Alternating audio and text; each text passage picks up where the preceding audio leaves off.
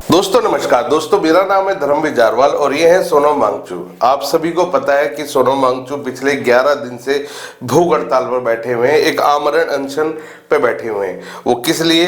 लद्दाख को 6 शेड्यूल के अंतर्गत एक पूर्ण राज्य का दर्जा दिलाने के लिए, ताकि वहाँ की प्रकृति, वहाँ की परंपराएं, वहाँ की संस्कृति को सहज कर संभाला जा सके।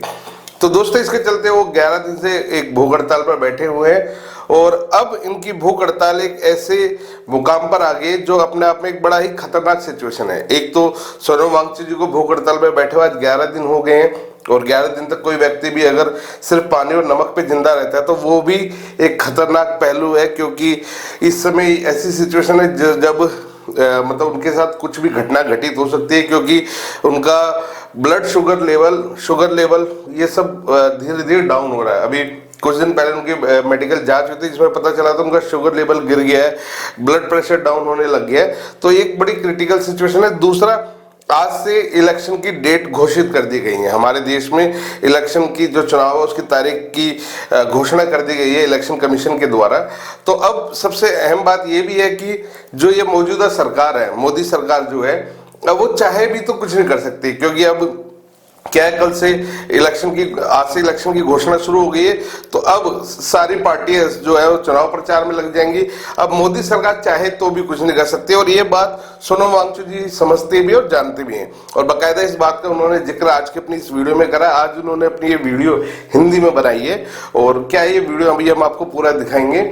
और दोस्तों एक अहम खबर है जो हम आपको अपने चैनल के माध्यम से देना चाहते हैं कि कल 17 मार्च है और कल संडे है।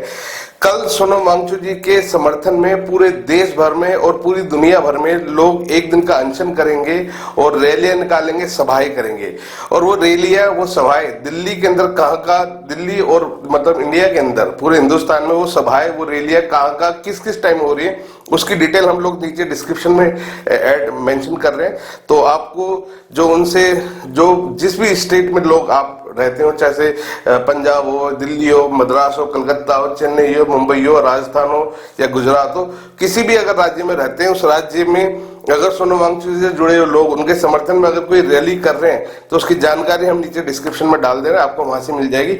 और अगर आप भी उनका समर्थन देना चाहते हैं तो आप इन लोगों से संपर्क करें और उनके साथ कल एक दिन का अनशन जरूर करें।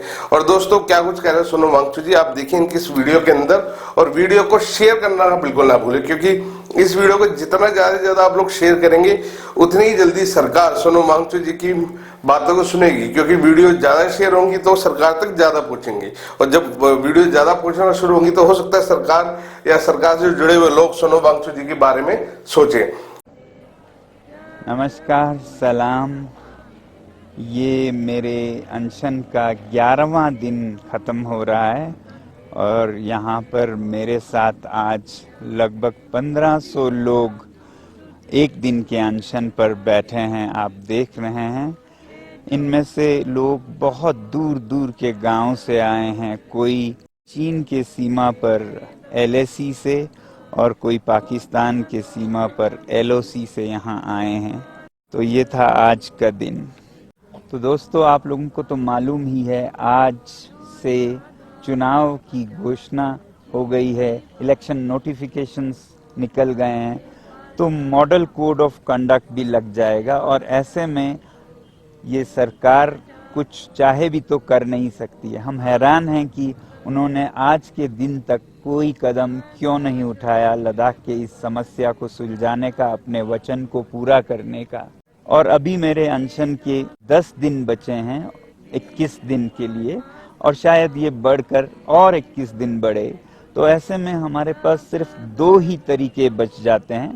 पहला तो ये कि आने वाली सरकार, वो कोई भी हो सकती है, तो जो मुख्य गुट हैं, गठबंधन हैं, उनसे हम उम्मीद करें कि वो लिखित में एक कानूनी मान्य आश्वासन दें कि वो अपनी सरकार के बनते ही लद्दाख के इस समस्या को सुलझाएंगे और यहाँ के पर्यावरण, यहाँ की जनजातीय संस्कृति की संरक्षण करेंगे।